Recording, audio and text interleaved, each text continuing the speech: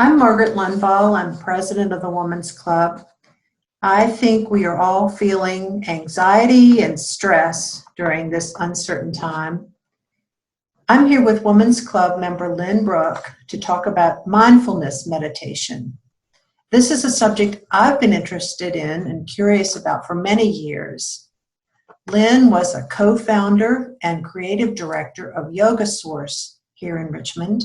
She is a certified spiritual director. Lynn is currently enrolled in a mindfulness meditation certification program at the University of California, Berkeley. She has practiced mindfulness and meditation for about 20 years, and she leads meditation groups here in Richmond. Welcome, Lynn.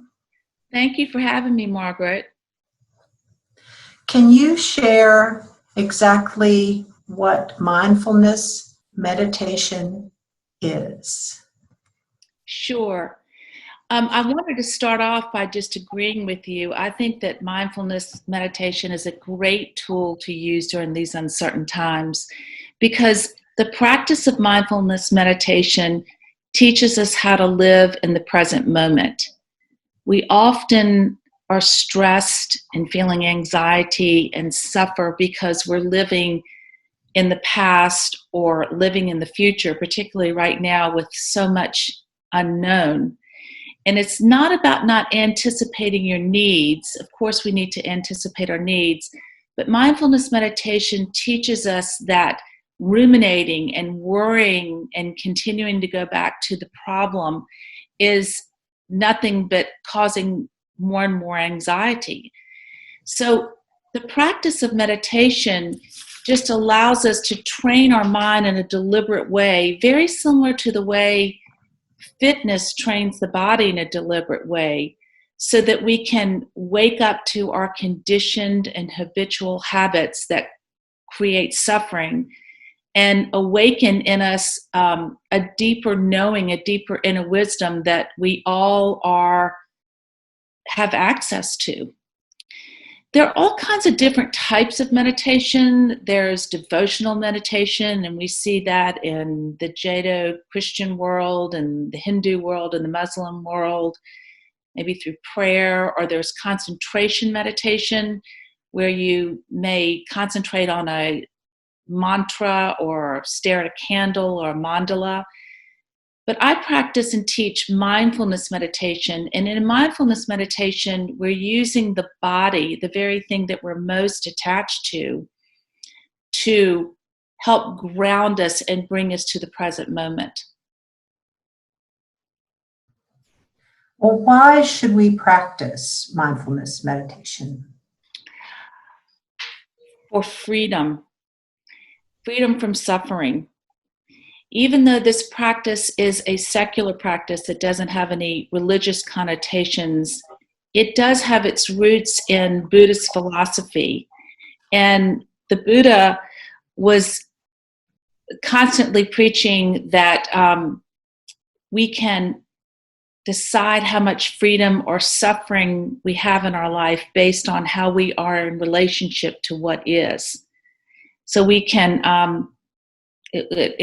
if we keep resisting what is, we suffer more. So if we can learn to discern our thoughts and how we are in relationship to what is, we can find more freedom. So of course, with more freedom, that and the fruits of that are more ease, a more balanced, a more peaceful life, a richer experience of your life. Can you give us your thoughts on the best way to get started with mindfulness meditation? I think it's always helpful to start working with a teacher. There are mindfulness meditations and other kind of meditation classes here in Richmond. I teach mindfulness meditation, and of course most of these classes are online now, but there also is a wealth of information online. If you just Google mindfulness meditation, there are lots of different avenues. I know there's a couple of apps, one called 10% Happier. There's something called Calm. There are all kinds of different resources available to us now. Well, thank you so much for this, Lynn. This has been really meaningful and helpful to me. And if our members would like to learn more about mindfulness meditation, you can go to Lynn's website. The link is up there on the screen, and you can sign up for her new class, Introduction to Mindfulness Meditation, which begins on April the 20th. We also have a link to 2 of Lynn's guided meditations on audio on our e-update. Well, I've really enjoyed these few minutes with you, Lynn, and I'm looking forward to signing up for your class, and it's been a real joy to be with you today. Thank you so much. Thank you so much, Margaret. Thank you for having me.